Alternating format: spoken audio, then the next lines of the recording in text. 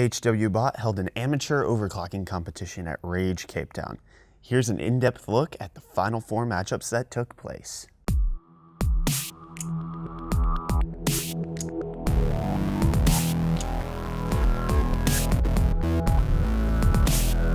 Okay, so I'm here at the HWBot booth again. We're about to get underway with the amateur overclocking finals. I'm here with one of the finalists. Can you tell me your name and what place you came in yesterday?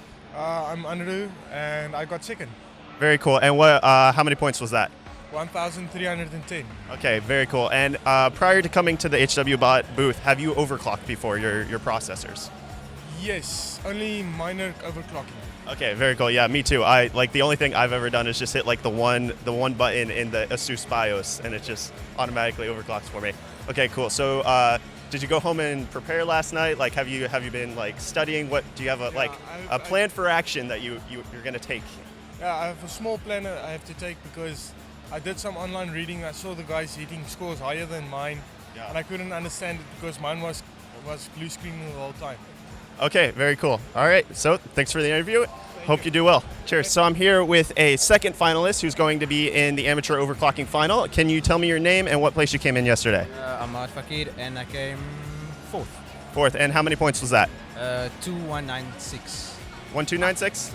Sorry, 1296. Okay, I was about to say, if you got over 2,000, you destroyed everyone. You should be in first. All right, very cool. And prior to coming to the HWBot booth, did you know anything about overclocking? Have you overclocked your systems before? No. Okay, so this is your first time, and you got fourth place. Yeah. Very cool. All right, and then did you go home and prepare it all? Like, do you have what's your plan of action for today? No plan. I just I went online, did about stuff and like that. Okay. Some online studying and that. Yeah. Okay, very cool. All right, thanks for the interview, man. Hope you do well. Cheers. Okay, so I'm here with the third and final contestant. Can you tell me your name and what place? Given. I came third. Okay, and what score was that? 3101. Okay, very cool. And prior to coming to the HWBot booth, have you overclocked before? Not done auto settings, but nothing professional. Okay, yeah, it was the same for me. It hit the one button overclock, and then I was done. Amateur. Yeah. Let it all do itself, though. Okay, and did you do any research prior to coming here? Nothing. No. I hadn't the foggiest. Just tried the first one, and I came up with 1301. Tried it again, and all right. And for the final, like, did you look at everybody else's settings? Like, did you do anything? Sort of, but I don't know. It's going to be a bit of a wing in the dark. Just winging it. Okay, Yeah, very cool. All right, man. I hope you do well. Man. Hopefully see you in the final. Cheers. So with all four contestants in place, we were given a briefing on everything that would be happening during the competition. Here, take a listen. Do you have any questions about how it's going to proceed, or? So everything should be roughly similar to how it was yesterday. Yes. Like, we don't need to worry about the graphics card. Like, it's not going to change. Yeah, you don't need to worry about anything, and there's no limitations on anything. So you're allowed to go into the BIOS if you do know how to do that.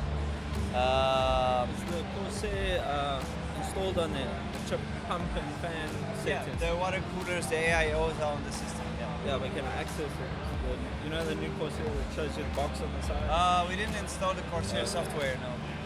But you can go in the BIOS and check that the fans are going at maximum speed or something like that, which should be already the case. Besides that, that's about it, I think. Right. Are we allowed to spend any of our time on the internet, doing research? If we want to waste our time doing that? There's no internet on the machines. Okay. And you don't need to submit the score online. Okay. So the way we validate the score, when you're gonna do your benchmark, as soon as you have a score, you raise your hand. Peter will be the main judge. He's gonna come behind you. You show him the score. He says okay, and you keep overclocking. Okay. You don't need to go to HWBot and submit your score. Okay. So like that, we can go very quick. Okay. And anyway, we record the whole thing, so worst comes to worst, we can re-watch the scores. Okay. If Peter doesn't validate the score never existed, okay? So he needs to say, okay, it's good, you can continue, right? Okay. Don't forget. If someone else passes and says, okay, it's not him, it doesn't count, right? We had that yesterday in the pro competition, like one guy was passing nearby feeling some too, but he was not the main judge. And he saw the score and the guy thought it was the judge, and yeah. So the judge needs to validate the score. Besides that, you're not allowed to modify the operating system. Anyway, well, you only have 15 minutes, so I doubt you will have much time for that. But so no one modifies the registry, no one uninstalls software or installs software. Yes, you can play with the task manager if you want to. That's about it. The first match consisted of second place Anroe versus third place G-Man 236, and it was an incredibly close one with Anroe winning by only a single point. Anroe was able to post a 1442 score on the first system in the Intel Extreme Tuning utility, and 1423 on the second, with G-Man 236 having 1444 on his first system and 1420 on his second.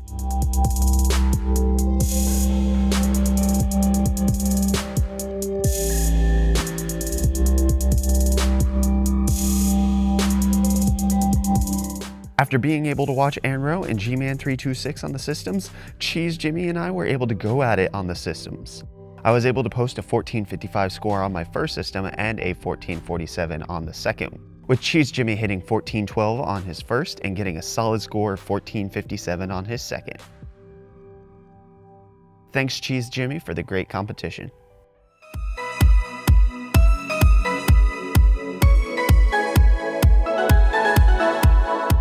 After a small break, Anroe and I hit up the systems again. On my first system, I was able to hit a score of 1466 and 1452 on the second, with Anroe posting 1452 on his first and 1447 on his second. It was a close match for most of the time, but I was able to pull out the win by a margin of 19 points. Thanks again, Anroe, for making me so nervous about whether or not I would win. Truly a great dude to go up against.